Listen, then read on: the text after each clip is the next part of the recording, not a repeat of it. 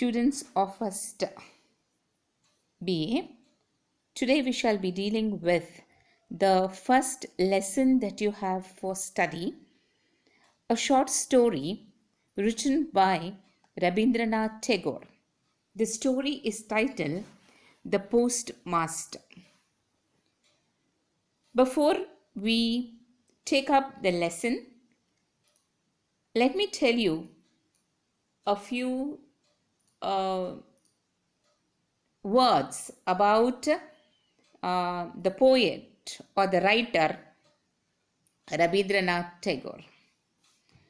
So Rabindranath Tagore was a poet, educationist, a social reformer, and he was born in Calcutta in the year 1861.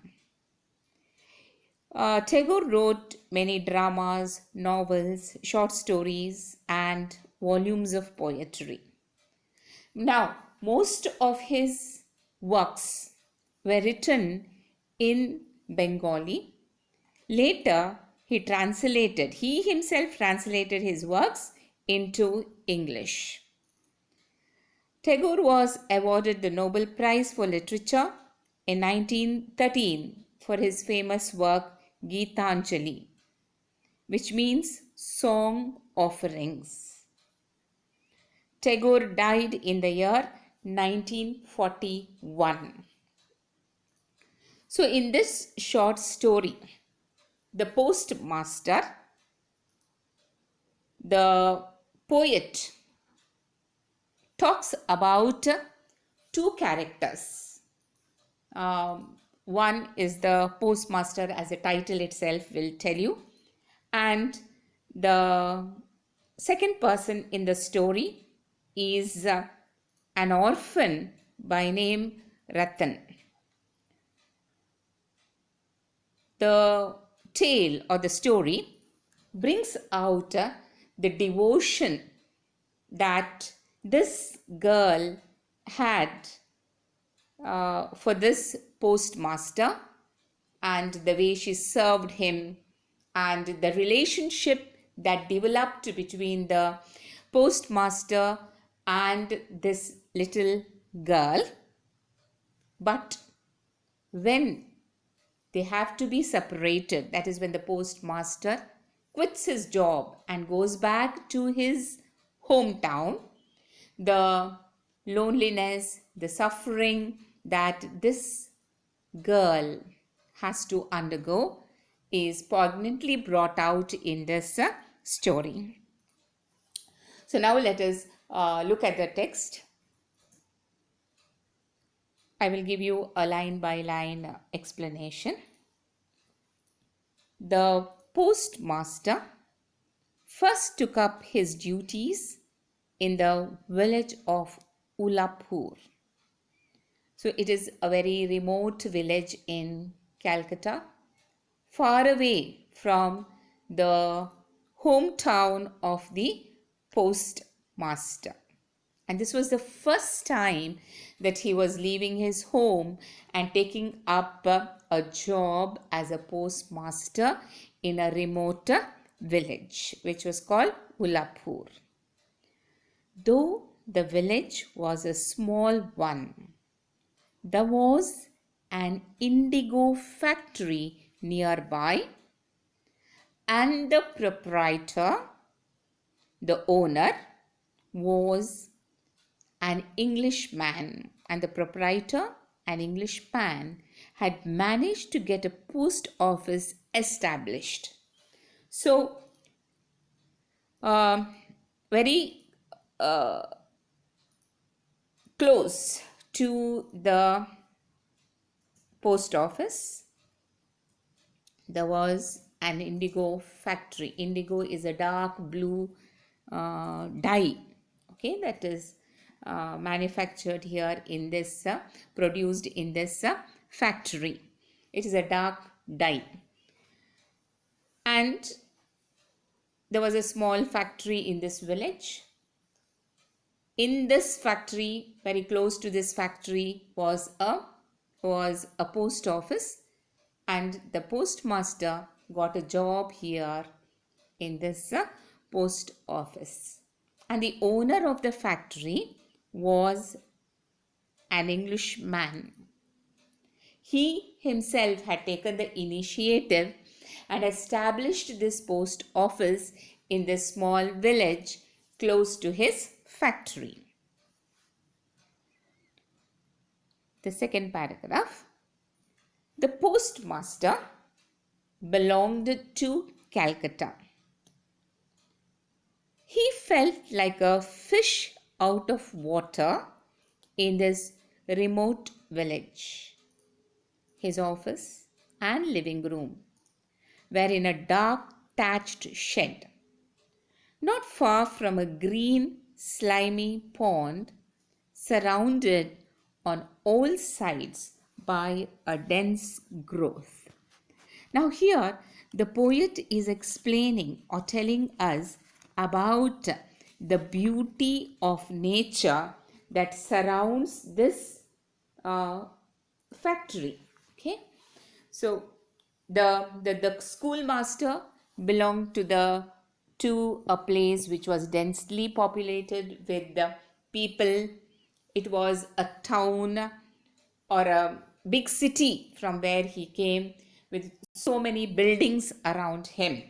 And here in this village, near the post office or around the post office, there was a lot of greenery. There was a pond nearby and a forest. Okay, hardly any people, but it was a dense growth, something like a forest. And so this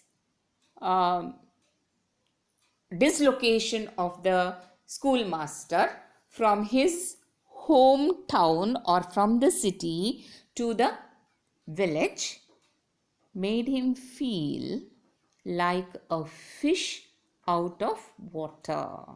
Made him feel very, it is a phrase, fish out of water.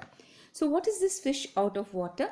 He felt a strange, uncomfortable feeling living in the village. He belonged to the city, and that is why coming to the village he felt very lonely, very uncomfortable, very strange. He was not able to he was unable to adjust to this life in this lonely village or this remote village. The men employed in the indigo factory had no leisure. The workers in the factory had no leisure, they had no free time. Moreover, they were hardly desirable companions for decent folk. So the postmaster had a superior feeling that these were employees in a factory. Maybe they were uneducated and they were not decent people, and he could not bring himself to spend time with these poor people who were working in the factories, with these villagers who were working in the factories. Nor is a Calcutta boy, a boy coming from the city, an adept in the art of associating with others. He did not have the expertise, he was not an expert in adjusting to these village people. His lifestyle from the city was different from the lifestyle of these people working in the factory, living in the village, and so he found it very difficult to adjust with these people. Among strangers, he appears either proud or ill at ease. He was not comfortable with building a relationship or making friends with the people working in the factory. At any rate, The postmaster had but little company, nor had he much to do. So the problem was that the schoolmaster, sorry, not the schoolmaster, the postmaster had no one with him with whom he would spend time, and he was feeling very bored. He was feeling very lonely. So we could say that this story has a theme which is associated with the loneliness. He used to feel very lonely in this remote village, no one for company. He felt very strange among these workers who worked in the indigo factory. He felt either proud when he was being, because he thought himself to be educated, these people to be uneducated. He had a white collar job, whereas these people were working as laborers in the factory. And that is why he felt a little proud of himself. He thought he was superior. Moreover, he was not very comfortable being with them, and that is why he did not have any company. And because it was a small village, uh, the work in the post office was not much, and that is why, as a matter of fact, he had no work at all in the post office. Hardly any letters came in and went out. So he had nothing much to do. So as he was wondering how to pass his time, what did he do? At times, he tried his hand writing a verse or two. He started writing poetry because he had nothing much to do. He thought that he could try to write some poems. That the movement of the leaves and the clouds of the sky were enough to fill life with joy. Such were the sentiments to which he sought to give expression. So, how did he try to come out of his loneliness? How did he try to justify that life in the village, in this remote village, was giving him happiness and joy? He tried to do it by writing poems.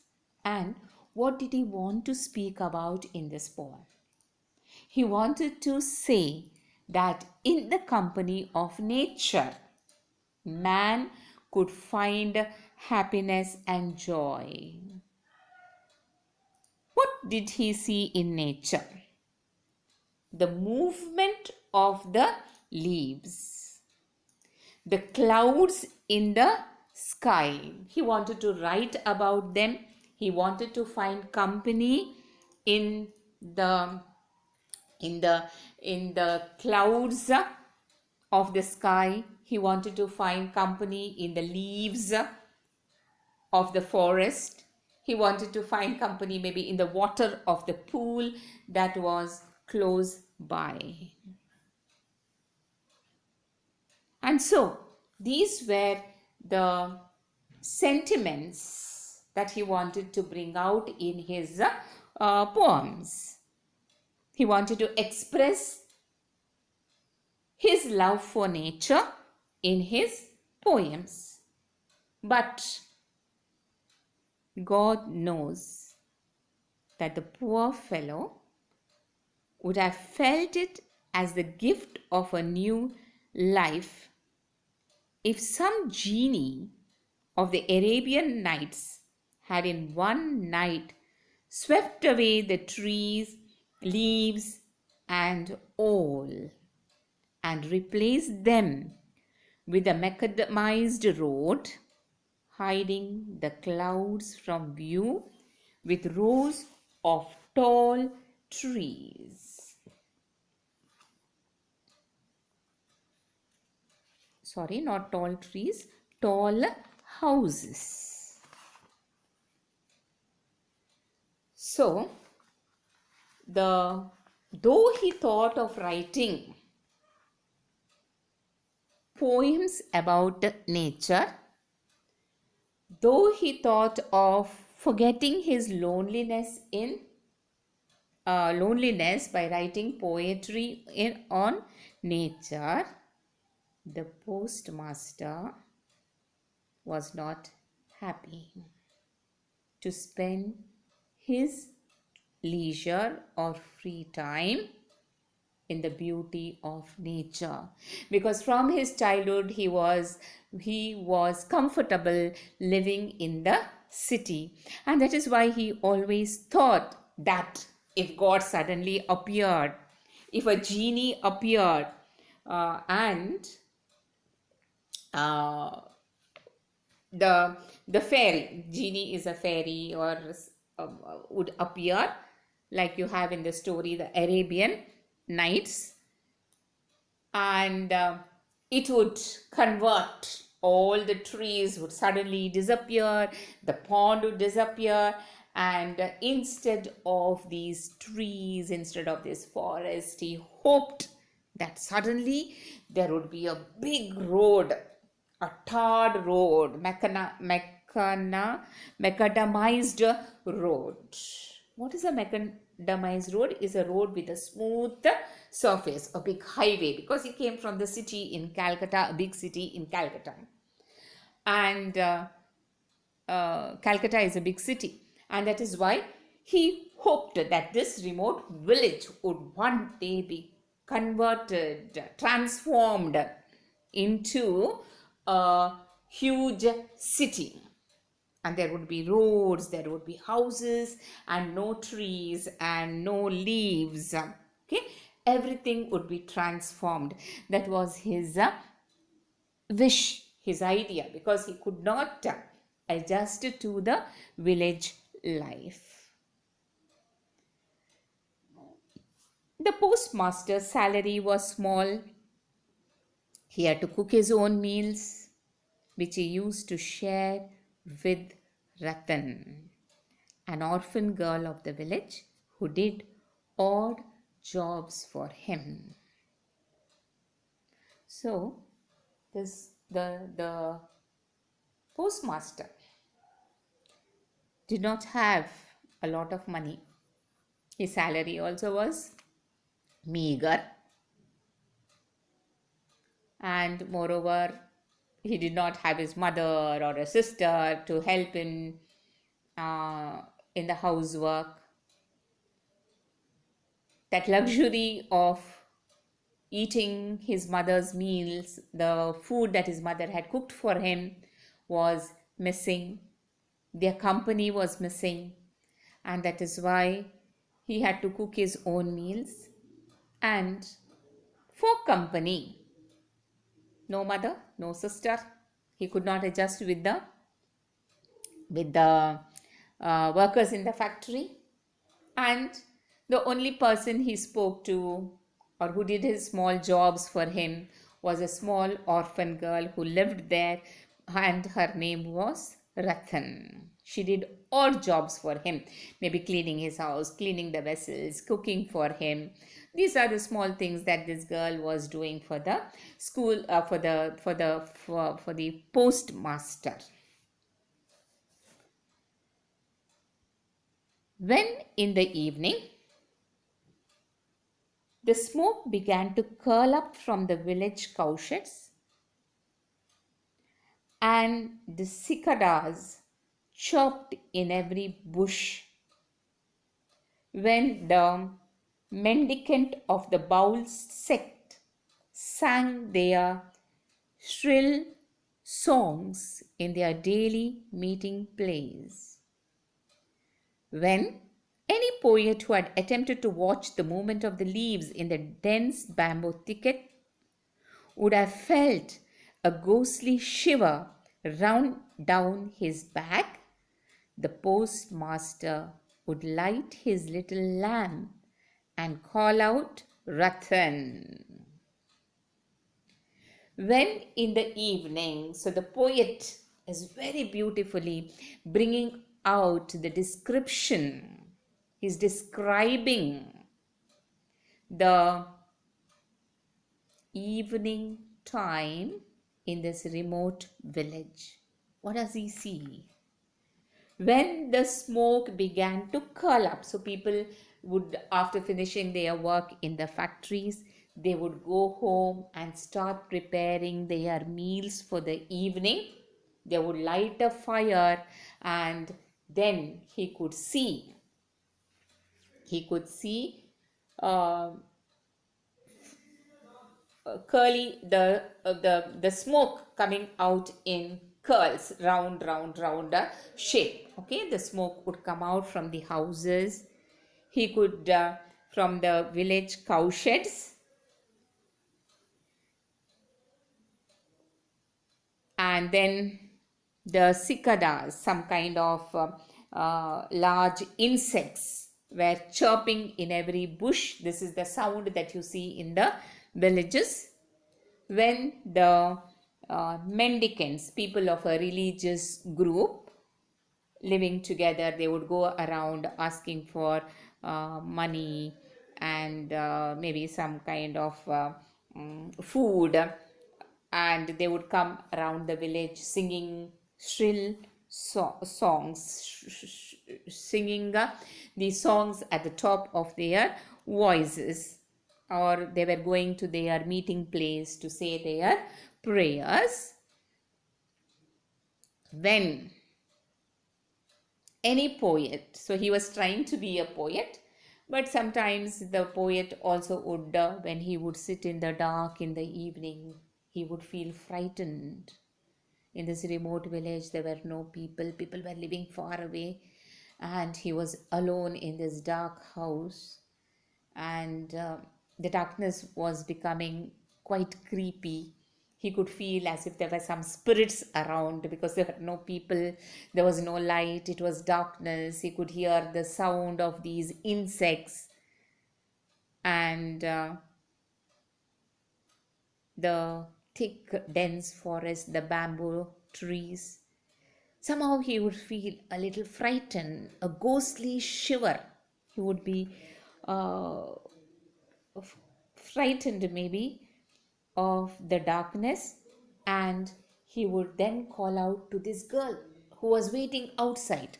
Ratan, he would say, because he wanted her to light the little lamp to bring brightness, a little light into the house. And then he would call out to this girl who was serving him. Ratan, he would call out. Ratan would sit outside waiting for his call. And instead of coming in at once, she would ask, Did you call me, sir? She would ask for his permission. She could hear his voice, but she was a little girl. She had to keep her distance. She was frightened of the postmaster. And that is why again she would ask, Sir, did you call me? She could hear, but again she would ask, Did you call me? What are you doing?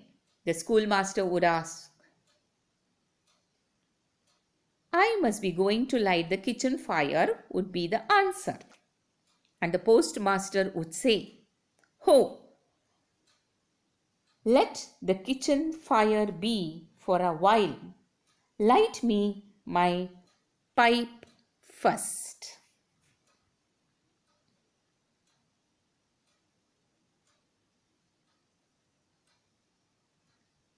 So, the postmaster would tell Ratan, later you prepare food or light the kitchen fire, but first I want to take a puff, I want to smoke. So, first get me a little fire to light my pipe. So, we will stop here, students, for this part.